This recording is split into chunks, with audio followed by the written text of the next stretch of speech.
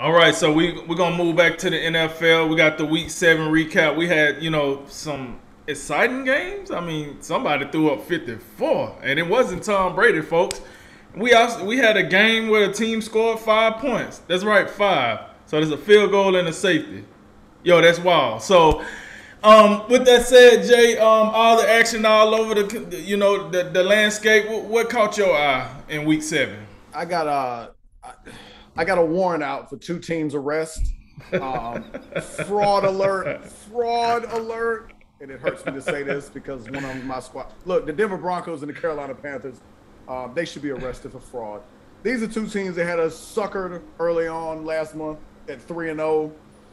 Right. They're both 3-4 now. They've lost 4 straight games. Just embarrassing in their own special way.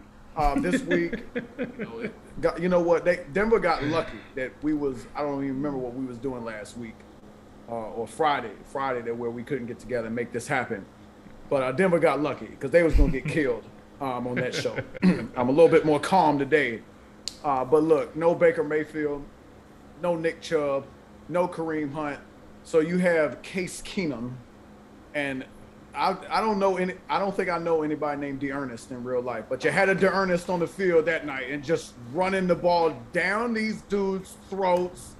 I swear, Vic Fangio, something got to change there. Somebody's getting fired shortly. Vic Fangio will have to pull the trigger on somebody. It might be Pat Shermer.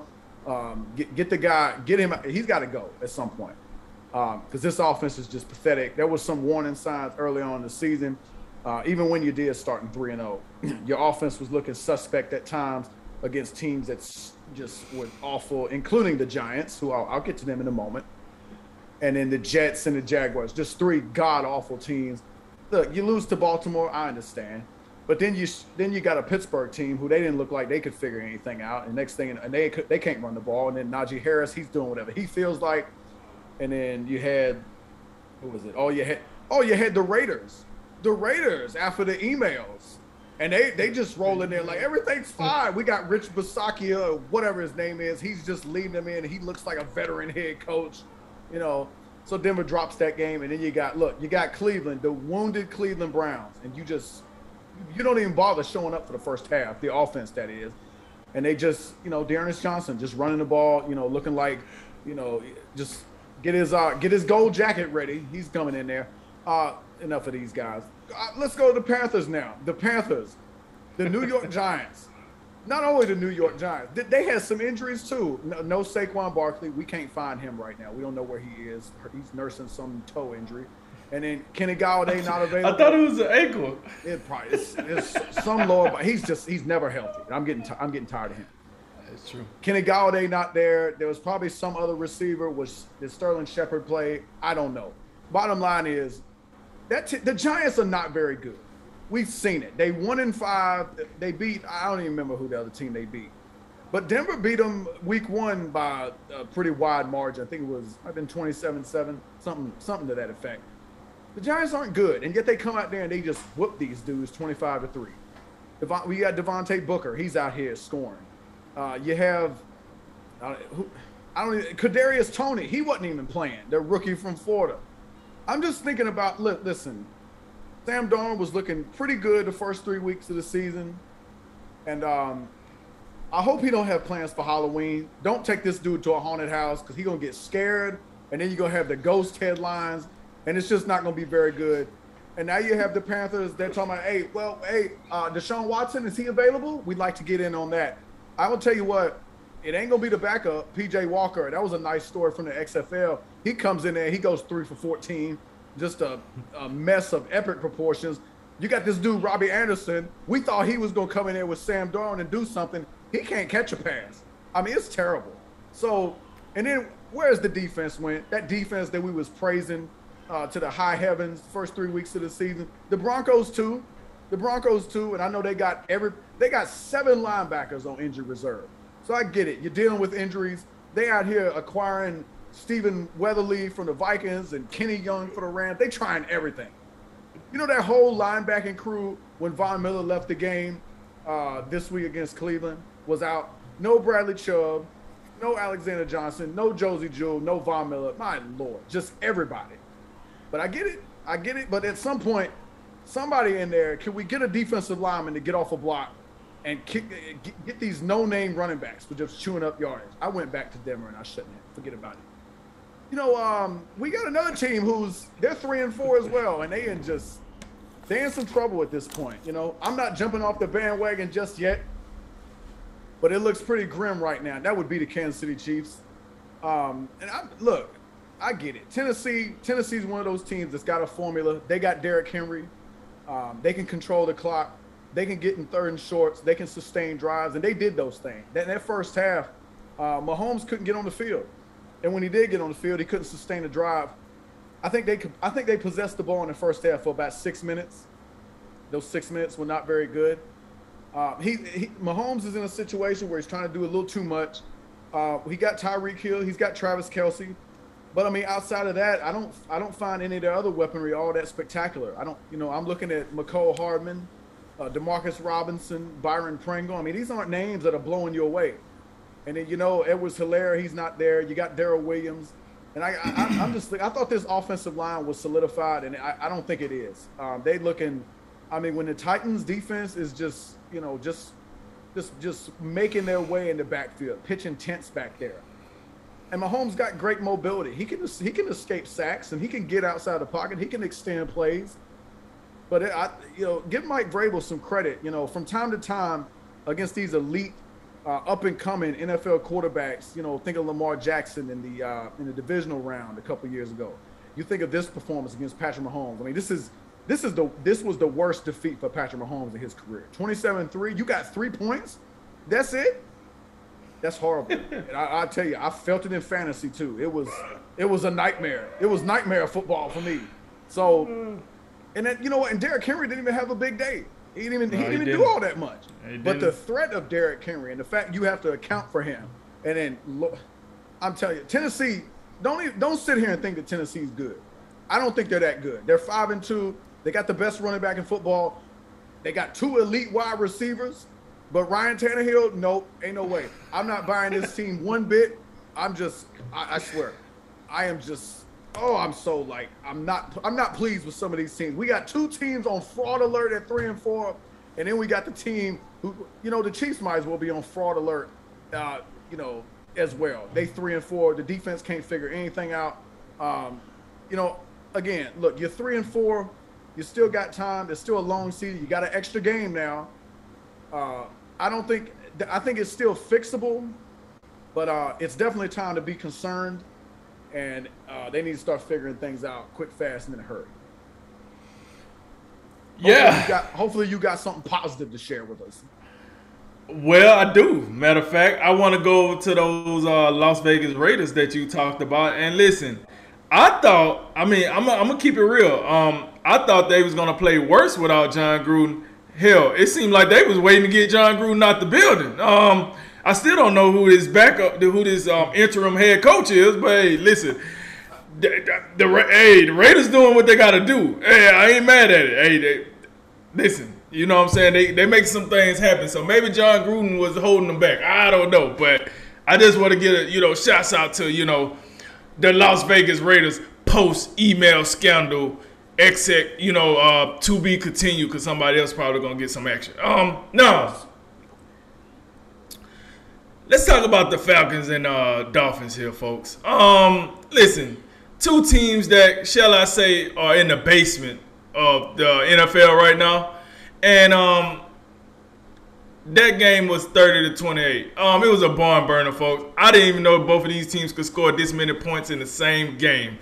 And they did. Matt Ryan, I thought he was pretty much just going to flop around for this season until they figure out what they was going to do postseason. Tua been up and down. He threw a horrendous interception in this game, looking for Jayden Waddle, whatnot. But listen, I thought this game was going to be a Thursday night clunker, and it actually ended up being a pretty compelling game. I took the Falcons, so shouts out to Matt Ryan for doing that for me. The game, these next 2 games are 2 games that I thought, listen, the GOAT The GOAT went back to Chicago, baby. You know the GOAT was in Chicago. And I ain't talking Michael Jordan when I say he dropped 38. Listen, Tom Brady goes to Chicago. You know, Justin Fields out here. Yeah, Justin Fields. Look exactly what he was, the field. Because he wasn't hitting on nothing out there. Listen, you're a long way from Ohio, man. You're a long way from Georgia. And listen, this is big boy football. And I mean, you know how you said that was the worst game for Patrick Mahomes? I know Justin Fields was out here like, yo, this is not what I envisioned for myself when I was envisioning myself being an NFL quarterback. Because he was out there looking god awful. You know, so for all the fans that, you know, clamoring and said, we got to get Justin Fields on the field. We got to get him now. Okay. Go and demoralize him before he can get something going. I hope this is a tough kid. But he keep rolling threes like this against, I'm just saying, that ain't gonna be good. That ain't gonna be good. But you know, over to the Bucks, man. Hey, they made it look easy, man. I don't remember one shot where Tom Brady was even sweating. I think the most he sweat in this game was when Mike Evans gave away that 600 touchdown ball, and then he's like, "Hey, Mike, you got that ball?" I gave it to the fans. You see his face? He was like, "Yo," he's like, "Oh, shoot." I gave it to a fan, you know. So you know they cut. You know that fan got a pretty sweet deal cut to get that ball back. If I must say so myself, they gave him a pretty good deal for that. But you know, hey, the Bucks made it look easy, but make no mistake, that defense is still a liability, folks. That defense can still get that work, but you know, Justin Fields, he didn't exploit the defense. You know, he didn't have much of a running game to help him exploit the defense. I don't know what Allen Robinson doing. I guess he just, I don't know. I guess he on leave, paid leave. I don't know what's going on. Moody, you know, the other wide receiver, yeah, Moody. He was in, you know, on his way to the moon because he was not in the game at all. Like, you know, he was like a stock to the moon. Yeah, that was him because he wasn't there to play at all. So I don't want to just throw it on Justin Fields, even though I took some jabs at him. It was a team effort, but I'm just saying, hey, Chicago, come on, man, y'all got to do something to help the young kid out. And then the third game I wanted to hit on was a game that I thought was going to give us a good forecast about the AFC, the Cincinnati Bengals and the Baltimore Ravens. Both teams have been playing exceptional. The Ravens have been finding a way. Listen, that injury report, oh, man, I've never seen a network start telling you about an injury report and had to do a commercial break in between the injury report because it was so long. I'm just telling you, they got so many cats out. It gotta be like some loophole that they using to keep these cats on the roster because they gotta have like double the roster from everybody else because that injury list is ridiculous, right? But somehow Lamar Jackson finds a way to get it done every week, whether it's with his arms, whether it's with his legs.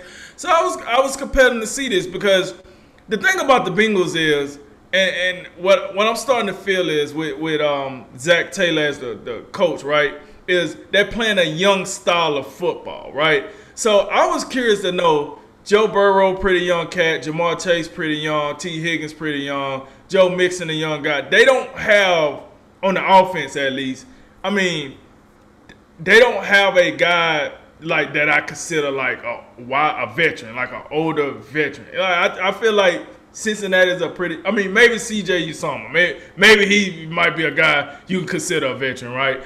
But for the most part, you know, it's a young team. So I wanted to see, with the Ravens being a veteran team, minus a lot of veterans because they hurt, how they would like try to mix up things and push, and that's not what happened. The young team pretty much came out and did what they do.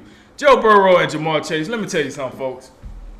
Man, you know, being a Bama fan that I am, I don't give a rip about what they did at LSU. Forget those guys. But let me tell you, this NFL connection, I can't hate on that. And they ain't got nothing to do with my boys. I can't hate on it. That's a real connection right there. This guy Jamar Chase is out here breaking records left and right in this. I mean, I haven't seen a defensive back stick him down the field yet. Like, stay with him down the field. He has caught at least a 50-yard touchdown in every game this season. This dude ain't no joke down the field. And then, Joe Burrow, I don't even know if he sets his feet anymore. He just like, oh, he out there. Yeah, I got one-on-one. I'm just going to fling this baby. Loaf of bread, just going down the field, just spinning. And then Jamar Chase come out of nowhere, shake the guy off, and off to the races, man. That connection is for real. You know, I know T. Higgins come back from an injury. We know what Joe Mixon can bring to the table.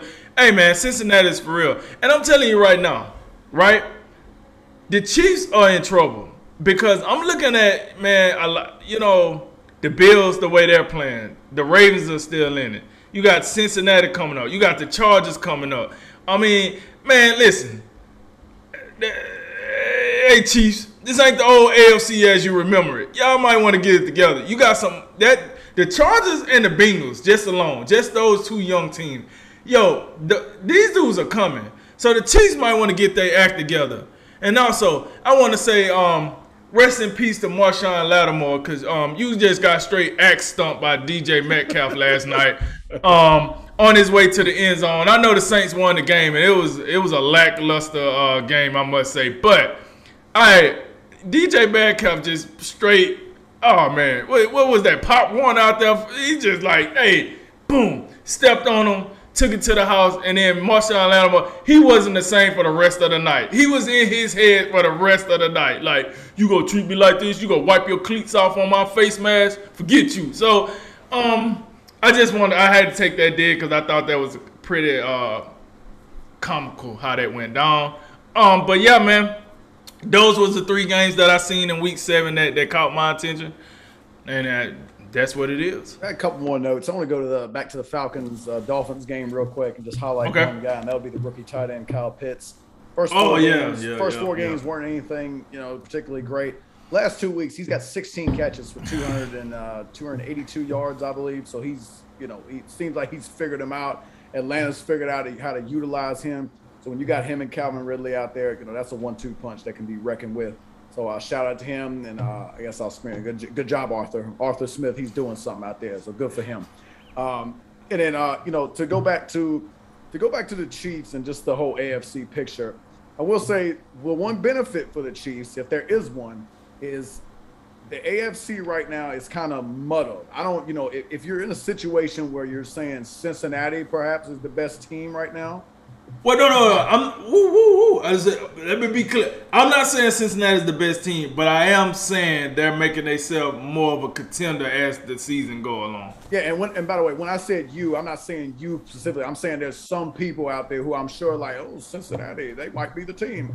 But it's not like the NFC. The AFC, everyone has at least 2 losses. There's going to be an extra wild card. So I just think it's a crowded, murky field when you got – I mean, Buffalo's had, you know, they've had a couple games where you're kind of like, oh, really, are they for real? You know, I'm not sold on Tennessee. Cincinnati, they're young and up and coming. They do appear to be for real.